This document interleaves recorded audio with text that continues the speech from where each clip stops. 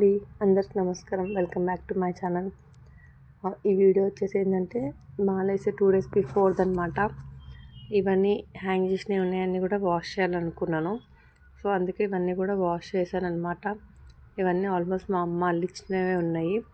And ఇంకా fridge clean చేయలేదు, fridge కూడా క్లీన్ చేసేసేయాలి. డీప్ ఫ్రిడ్జ్లో ఏంటంటే మా ఆయన ముందు బీట్ బాటిల్ పెట్టిండు, అది మొత్తం బీర్ లీక్ అయ్యి అలా అయిపోయిందనమాట మచ్చ. అండ్ కింద ఫ్రిడ్జ్ కూడా క్లీన్ చేయాలి. సో అవన్నీ తీసి వాష్ చేసేసారనమాట. ఫ్రిడ్జ్ పని అయిపోయినాక మేము పిల్లలకి ఇంకా సబ్బులు అవి లేకపోతే షాపింగ్కి వెళ్ళాం అనమాట. మాకు ఇంటికి దగ్గరనే వాల్యూ జోన్. సో వాల్యూ జోన్కి వెళ్ళాము.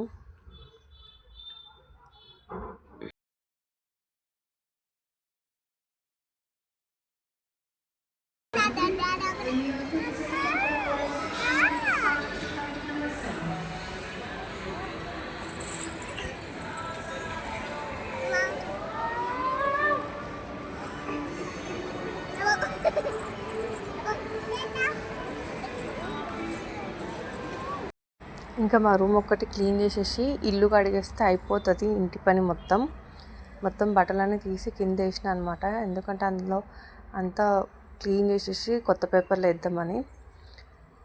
ఇక్కడ ఇంకా పిల్లలకి తినడానికి ఏం లేవని చెప్పేసి ఇంట్లో ఓరియో బిస్కెట్స్ ఉంటాయి, కేక్ చేస్తున్నా. నేను ఈ కేక్ కోసం 35 ఓరియో బిస్కెట్స్ తీసుకున్నాను అనమాట. దీంట్లో ఉన్న క్రీమ్ మొత్తం సపరేట్ చేసి బిస్కెట్స్ మొత్తం పౌడర్ చేసిన మిక్సీలో వేసి. నార్మల్గా అయితే పాలు పోసుకుంటా కూడా మిక్స్ చేయొచ్చు, కాకపోతే అది కొంచెం టైం టేకింగ్ ప్రాసెస్ అని చెప్పేసి మిక్సీలో వేసి గ్రైండ్ చేసుకున్నా. ఈ ఓరియో కేక్ వచ్చేసి మా ఫస్ట్ యానివర్సరీకి చేసిన. అండ్ తర్వాత మళ్ళీ ఇప్పుడు ఆఫ్టర్ 5 years తర్వాత ఇప్పుడు చేస్తున్నాను అనమాట ఈ కేక్. నేను ఇక్కడ కాగబెట్టి చల్లార్చిన పాలే తీసుకున్నా. అండ్ పాలు కొంచెం కొంచెం పోసుకుంటా మిక్స్ చేసుకున్నాను అనమాట బ్యాటరు.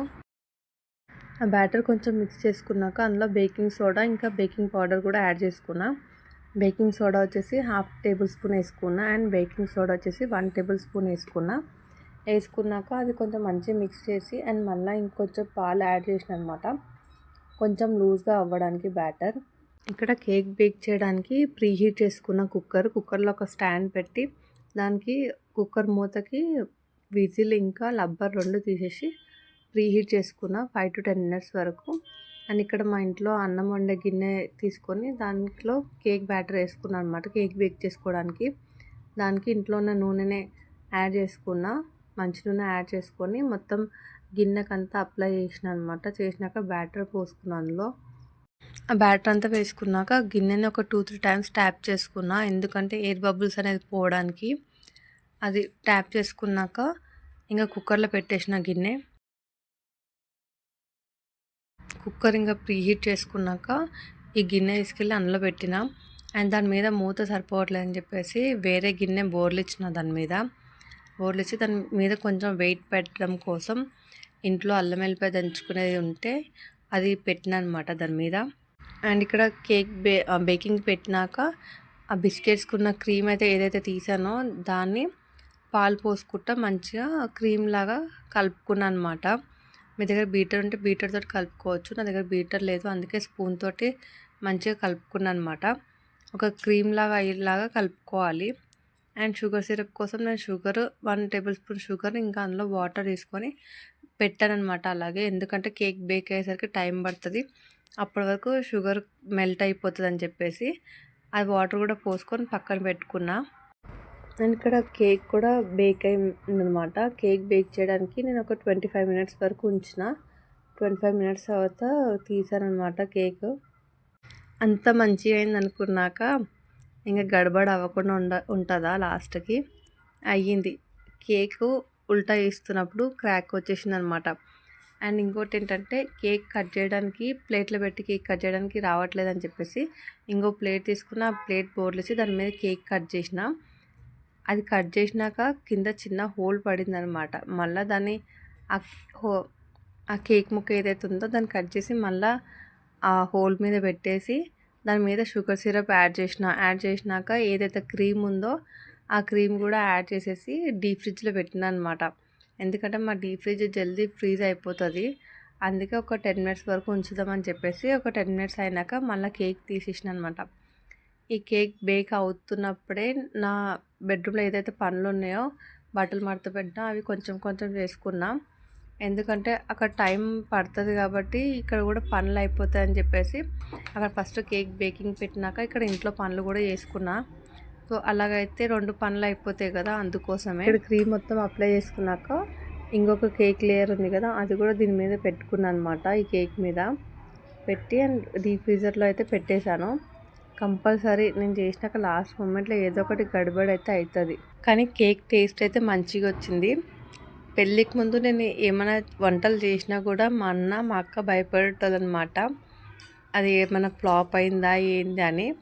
కానీ ఇప్పుడు ఆఫ్టర్ మ్యారేజ్ తర్వాత కుకింగ్ కొంచెం నేర్చుకున్నా బాగానే. సో ఇప్పుడు అయితే కొంచెం బెటర్, టేస్ట్ అయితే మంచిగా వస్తుంది, కాకపోతే ప్రజెంటేషన్ కొంచెం పోతుంది. ఇక మీదట అన్నీ ఇంకా నేర్చుకోవాలి కుకింగ్ అని అనుకుంటున్నా. సో ఇలా మొత్తం షుగర్ సిరప్ వేసేసుకొని అండ్ ఇది తీసుకెళ్ళి డీప్ ఫ్రిడ్జ్లో పెట్టిన అనమాట. ఒక 10 minutes అయినాక మళ్ళీ కేక్ తీసిన 10 నిమిషాలకే మా కేక్ అయితే మొత్తం ఇట్లా ఫ్రీజ్ అయిపోయిందనమాట. మా డీప్ ఫ్రీజర్లో ఏం పెట్టినా కూడా ఒక 5-10 minutesకి ఫ్రీజ్ అయిపోతుంది మొత్తం. దాని మీద ఆ లేయర్ కూడా మంచిగా క్లియర్గా కనిపిస్తుంది. ఇంకా మా పిల్లలకైతే కేక్ నచ్చింది బాగా. ఈ వీడియో కనుక మీకు నచ్చితే ఒక సబ్స్క్రైబ్ చేసుకోండి అండ్ లైక్ చేయండి.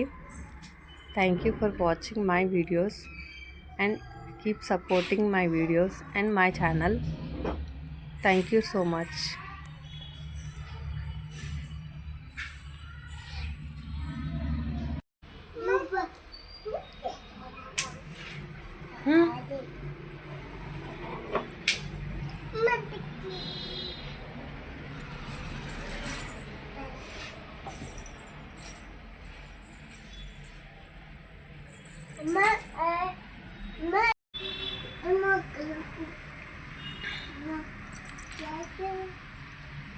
తిను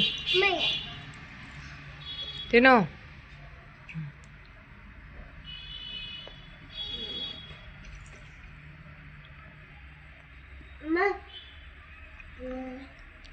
తిను తిను.